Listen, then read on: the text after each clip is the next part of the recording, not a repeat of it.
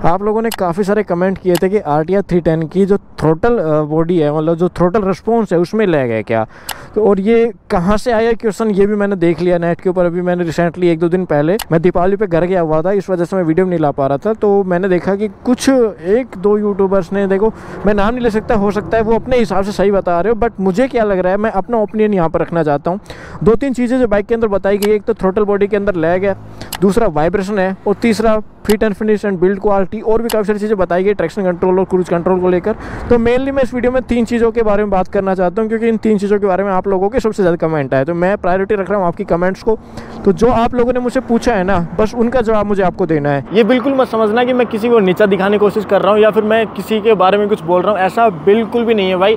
बस आप लोगों ने मुझसे इतने ज़्यादा कमेंट किए थे मेरे मेन चैनल राइडर गिरजी, जो मेरे मेन चैनल में काफ़ी भाई लोग जानते हैं, तो मुझे लगा कि एक वीडियो बनाकर मुझे कुछ तो जवाब देना चाहिए। अगर सही है तो सही बताना चाहिए, गलत है तो गलत बताना चाहिए। बस मैं जस्ट अपना ओपिनियन रख रहा हूँ। मैं RTR 310 ऑन करता हूँ, ओनर हूँ मैं इसका, तो मैं क्या सोचता हूँ और मुझे क्या प्रॉब्लम देखने को मिली है, मैं अपना एक पर्सनल ओपिनियन रखना चाह रहा हूँ, पर इससे ज़्यादा कुछ नहीं है भाई। मैं किसी के बारे में कुछ नहीं बोल रहा हूँ, बस मुझे कुछ यूट्यूब पर देखने को मिला, तो इस वजह से मैंने सोचा कि मेरा ओपिनियन रखना भी जरूरी है, क्योंकि मैं भी ऑन करता हूँ ना, तो क्यों नहीं रख सकते, हम भी रख सकते हैं भाई। तो यहाँ पर आज इस वीडियो के अंदर इसी बाइक के कुछ 3-4 पॉइंट्स के बारे में बात करेंगे, जो मेन हाईलाइट किए गए हैं कि ये एक कमी है बाइक के अंदर। अभी मैंने बाइक में अर्बन मोड लगा रखा है, इसको बाद में ट्रैक मोड में भी मैं आपको दिखाऊंगा, ट्रैक मोड में कितना लैग आता है, अर्बन मोड में कितना लैग आता है, ठीक है। उसके बाद फिर हम वाइब्रेशन की बात भी करेंगे और बाइक की फिट एंड फिनिश के बारे में बात करेंगे, क्योंकि इन 3 चीज़ों के बारे में बहुत सवाल उठे हैं।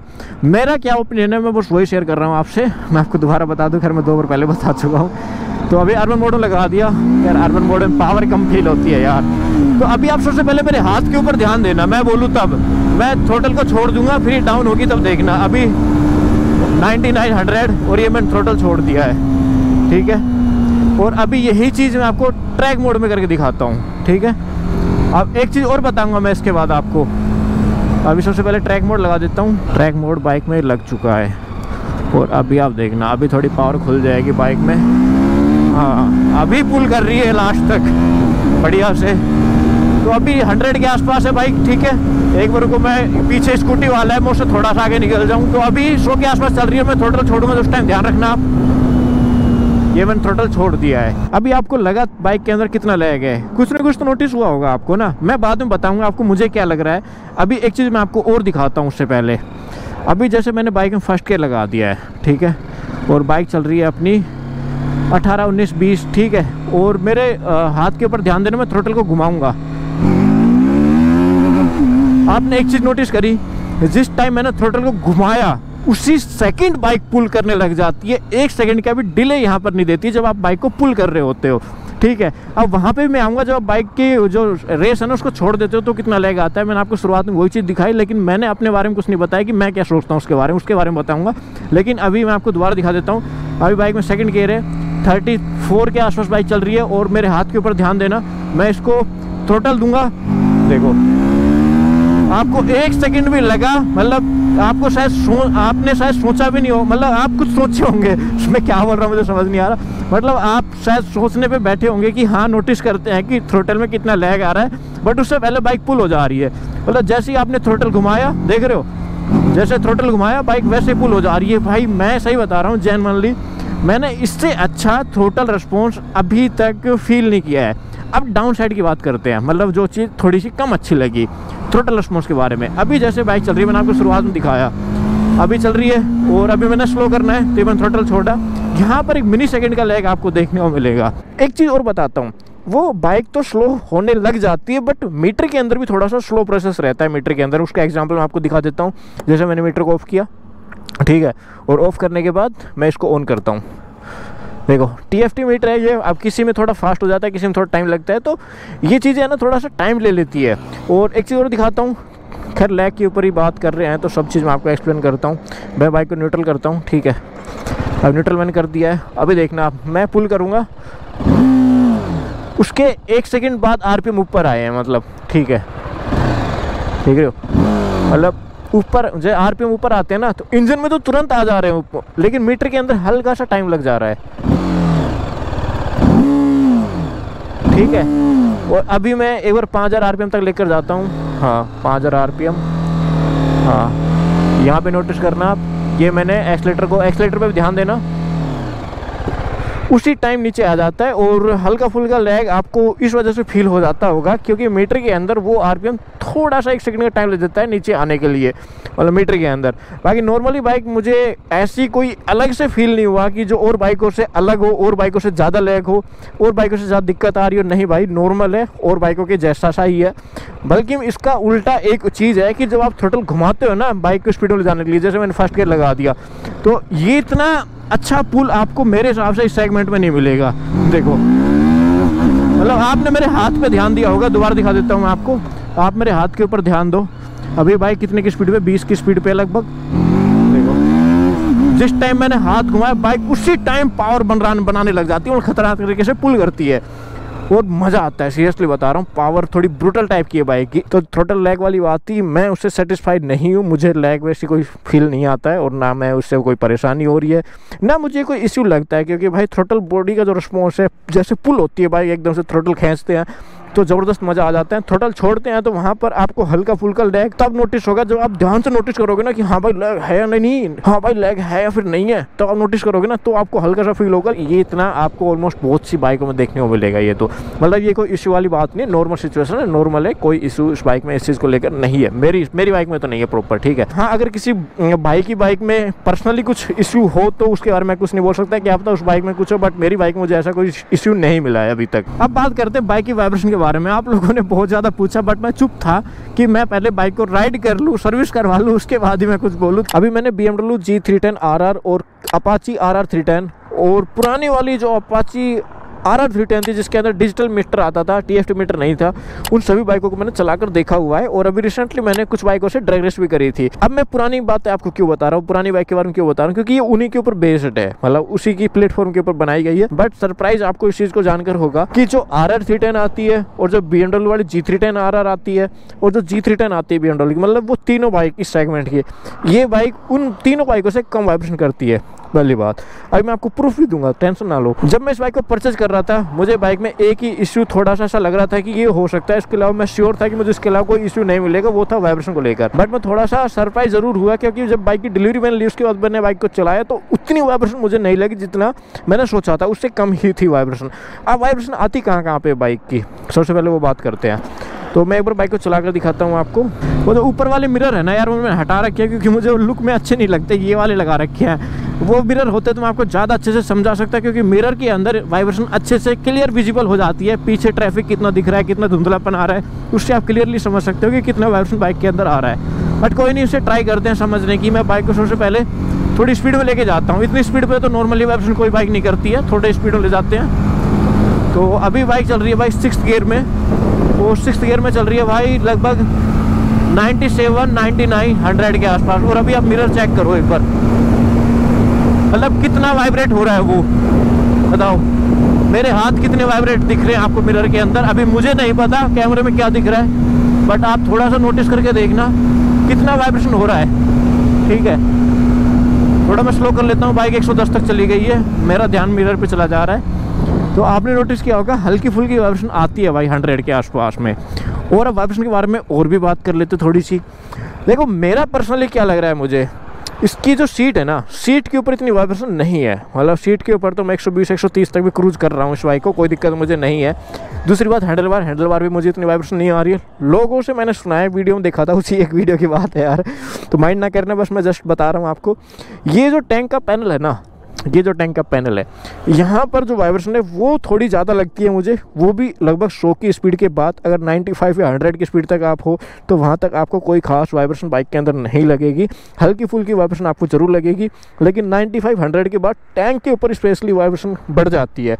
और ये वाइब्रेशन थोड़ी सी 130 के ऊपर जाने के बाद आपको ऐसा लगता है कि यार इतनी स्पीड पर क्रूज नहीं करते हैं, 100-110 ही ठीक है। तो वो वाली थिंकिंग थोड़ी सी जनरेट हो जाती है वहाँ से, समझ रहे हो। लेकिन फुटरेस्ट के ऊपर, सीट के ऊपर, हैंडल बार के ऊपर मुझे इतनी वाइब्रेशन बाइक के अंदर नहीं लगी है। इसका एक रीजन और भी है, मैंने जो मिरर लगा रखे हैं बार एंड मिरर वाले है ना, देखो ये है ना स्पेशली लुक तो बढ़ाते ही बढ़ाते हैं, लेकिन इनका एक फायदा हो रहा है, पता है क्या? बार एंड मिरर लगाने के बाद ना बाइक की हैंडल बार की वाइब्रेशन कम हो जाती है। मतलब बहुत कम नहीं हो पाती है, लेकिन थोड़ी कम हो जाती है। अगर आपकी बाइक के अंदर ये वेट है ना हैंडल बार के ऊपर, तो एक चीज नोटिस करना, मैं आज आपको दिखा देता हूँ। मैं कुछ भी चीज बताना नहीं चाह रहा हूँ आपको, मैंने बताया नहीं है, मैं आपको बस दिखा रहा हूँ। मैंने थ्रोटल बॉडी के बारे में आपको दिखाया, वाइब्रेशन के बारे में आपको दिखाना चाहता हूँ। शीशे से आप थोड़ा समझ गए होंगे। बाकी न्यूट्रल कर देता हूँ बाइक को। एक काम करना, अगर आपके पास बाइक हो हो जिसके अंदर ये वेट लगा हुआ हैंडल के ऊपर, तो थोड़ा एक्सीलेटर देने के बाद यहाँ पर हाथ लगाना, ठीक है। आपको क्लियरली हर बाइक में वाइब्रेशन लगेगी, सिंगल सिलेंडर में यहाँ पर नहीं लगेगी, बहुत ही मामूली लगेगी यहाँ पर। और मैंने बार एंड मिरर लगा दिया तो थोड़ा वेट इनसी बढ़ गया है, तो इस वजह से हैंडल बार की वाइब्रेशन काफ़ी हद तक इस बाइक की कंट्रोल हो चुकी है।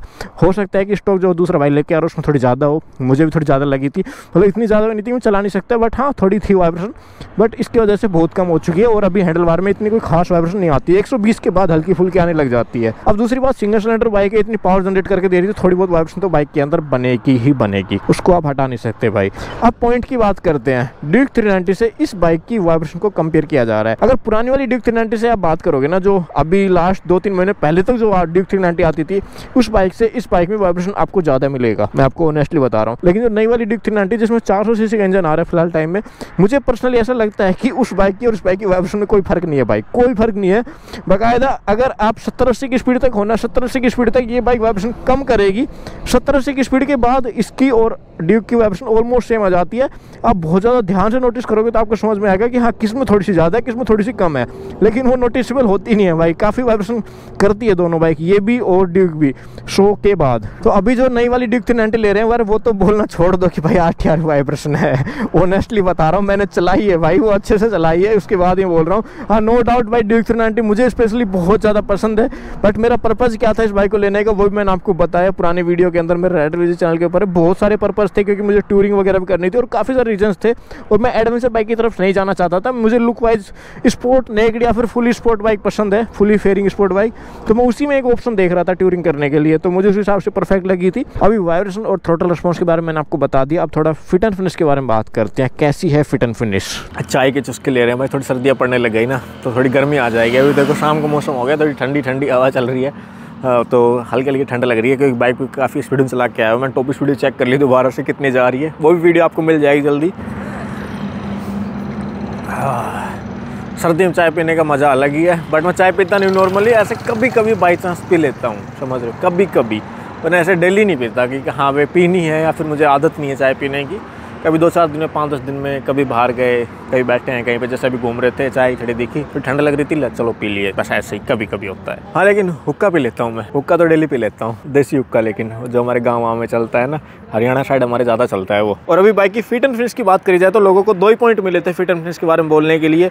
एक तो सीट के नीचे बोल रहा था कि कुछ यहाँ पे प्लास्टिक का कुछ पार्ट है वो बाहर दिखता है, उसमें इतना ज़्यादा गैप है, और दूसरी चीज़ यहाँ पर ये जो पैनल इसमें काफ़ी ज़्यादा गैप है, इन चीज़ों में पता नहीं कौन सा पार्ट था वो। इसके अलावा शायद उन लोगों को कुछ मिला नहीं फिट एंड फिनिश के बारे में बोलने के लिए, लेकिन आपका भाई बोलेगा। और अभी दिखाऊंगा मैं आपको फिट एंड फिनिश में कितनी कमी है बाइक के अंदर, बहुत ज़्यादा कमी है भाई, इतनी ज़्यादा कमी है शायद आप नोटिस भी नहीं कर सकते, आप सोच ही नहीं सकते, इतनी ज़्यादा कमी है बाइक की फिट एंड फिनिश के अंदर। अभी मैं आपको पास से दिखाता हूँ। सबसे पहले सीट की बात करते हैं भाई, यहाँ पर कुछ ऐसा आपको पैनल गैप दिख रहा है, कुछ भी दिख रहा है, कुछ भी ऐसा गैप दिख रहा हो यहाँ पर कहीं भी, या फिर सीट के नीचे कहीं भी आपको एक थोड़ा प्लास्टिक का पार्ट जरूर दिख रहा होगा अंदर, ठीक है। वो पार्ट क्यों है, क्यों दिख रहा है, लेकिन वो बहुत ज़्यादा पास है, लेकिन कोई गैप दिख रहा है क्या, मुझे तो गैप बताओ ना।